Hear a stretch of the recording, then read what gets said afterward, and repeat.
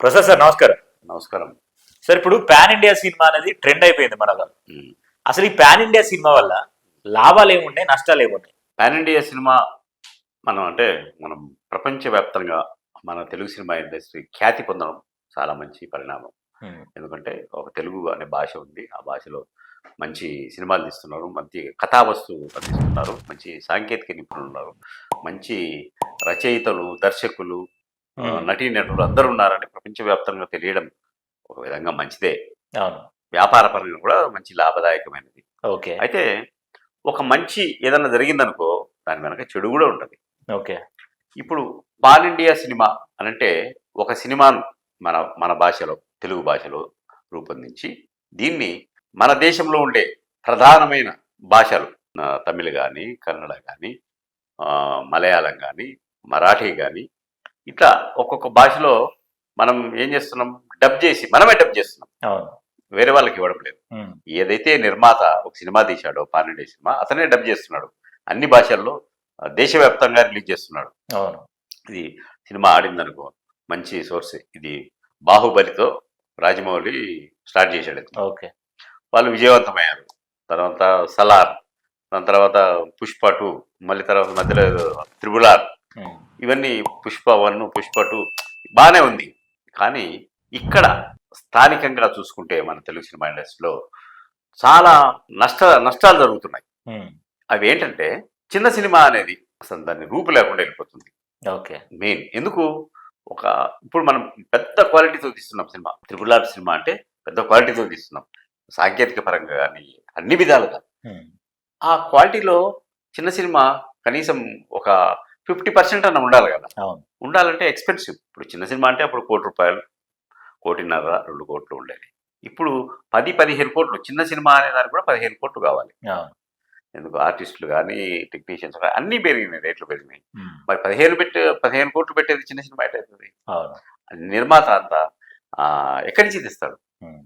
Cinema అనేది ఎందుకు తీస్తారు అనంటే చాలా కారణాలు. సినిమా తీయాలని ఒక కాంక్ష ఉంటది. అవును. మేము కూడా సినిమా తీయాలని. ఇప్పుడు అది చచ్చిపోయింది. సినిమా తీయాలని వచ్చి ఏదో ఒక ₹1,00,00,000, 2,00,00,000 అక్కడ ఇక్కడ తీసుకొని వచ్చి ఆయన సంపాదించుకుని పెట్టి ఒక సినిమా తీసి మేము రిలీజ్ జస్ట్ లైక్ లాటరీ. అవును. బాగుంటే ఆడుతుంది, హ్మ్. లేకుంటే పోతుంది. అవును. మొత్తం పోతాయి డబ్బులు. అవును. అప్పట్లాగా యావరేజ్, బిలో యావరేజ్ అట్లా ఏం లేవు. హిట్టా ఫట్టా అంతే. కాబట్టి ఈ నిర్మాతలు అంత సాహసం చేయడానికి, చిన్న నిర్మాతలు అంత సాహసం చేయడానికి పూనుకోలేదు. కాకపోతే ఇంకొక మార్గం ఉంది. ఒక 5-6 మంది నిర్మాతలు కలిపి ఒక సినిమా తీసుకోవచ్చు. హ్మ్. అది కూడా చిన్న సినిమా. హ్మ్. పోతే 5 మంది నష్టపోతారు. అవును. ఇవన్నీ వదిలిపెడితే ఇంకొక చాలా పెద్ద ప్రమాదం ఉంది. అదేంటంటే సినిమా ఇండస్ట్రీని నమ్ముకొని కొన్ని వేల మంది సాంకేతిక నిపుణులు కానీ, చిన్న ఆర్టిస్టులు కానీ, క్యారెక్టర్ ఆర్టిస్టులు కానీ వీళ్ళందరూ ఉన్నారు. సినిమాను నమ్ముకొని సినిమా వ్యాపారాల్లో ఇప్పుడు సినిమా వచ్చింది, దాన్ని డబ్బింగ్ చేసి వేరే భాషకు, ఈ భాషకు ఒకడు ఉంటాడు, ఆ భాషకు ఒకడు, ఆ భాషకు ఒకడు ఉంటాడు. ఈ 5 మందో 6 మందో ఈ డబ్బింగ్ రైట్స్ కొనే వాళ్ళు ఉన్నారు కదా, వాళ్ళ వ్యాపారం కూడా పోయింది. రీమేక్స్ కొనడం అనేది సాధ్యం కాదు. ఓకే. ఎందుకు ఆల్రెడీ అక్కడ ఉంది కాబట్టి నీ రీమేక్ అనే పదమే వెళ్ళిపోయింది. హ్మ్. ఇంకా శాటిలైట్ కూడా ఒకటే బిజినెస్. మామూలుగా రకరకాల అన్ని భాషలకు ఉండవు కదా. అవును. కాబట్టి చాలా చాలా నష్టాలు ఉన్నాయి. ఎంత పెద్ద నిర్మాతలు పాన్ ఇండియా సినిమాలు నిర్మించే నిర్మాతలకు ఎంత లాభాలు ఉన్నాయో, ఓకే. చిన్న నిర్మాతలకు, సినిమా ఇండస్ట్రీకి ఇది చాలా కీడు.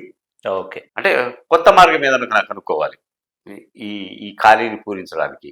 ముందుగానే మన జూనియర్ ఆర్టిస్టులు కానీ, మామూలు క్యారెక్టర్ ఆర్టిస్టులు కానీ, సినిమా టెక్నీషియన్స్ కానీ, సినిమాలను నమ్ముకొని బతుకుతున్న బడుగు బలహీన వర్గాల కార్మికులు, నటీనటులు వీళ్ళందరికీ దెబ్బే. ఓకే. ఇప్పటికే సరైన షూటింగ్స్ లేక, షూటింగ్లు తక్కువై వాళ్ళు బతకడానికి చాలా కష్టాలు పడుతున్నారు. హ్మ్. దీనివల్ల చాలా దుష్పరిణామాలు ఉంటాయి. ఇప్పుడు ఓకే. పాపం ఆడవాళ్ళు నమ్ముకొని ఉంటారు. వాళ్ళు వేరే బిజినెస్ చేయలేరు, హ్మ్. వేరే దారికి పోలేరు. వాళ్ళు ఏదో ఒకటి చేయాలిగా. అవును. ఎక్కడి నుంచి వస్తుంది ఫుడ్? సినిమా ఇండస్ట్రీని ఆదుకునే సంఘాలు కూడా లేవు. సంఘాలు అయితే ఉన్నాయి, పేరుకున్నాయి. కానీ స్లంప్ వచ్చింది, వాడికి అన్నం లేదు అంటే చాలా ఆకలి మరణాలు కూడా సంభవించే అవకాశం ఉంది.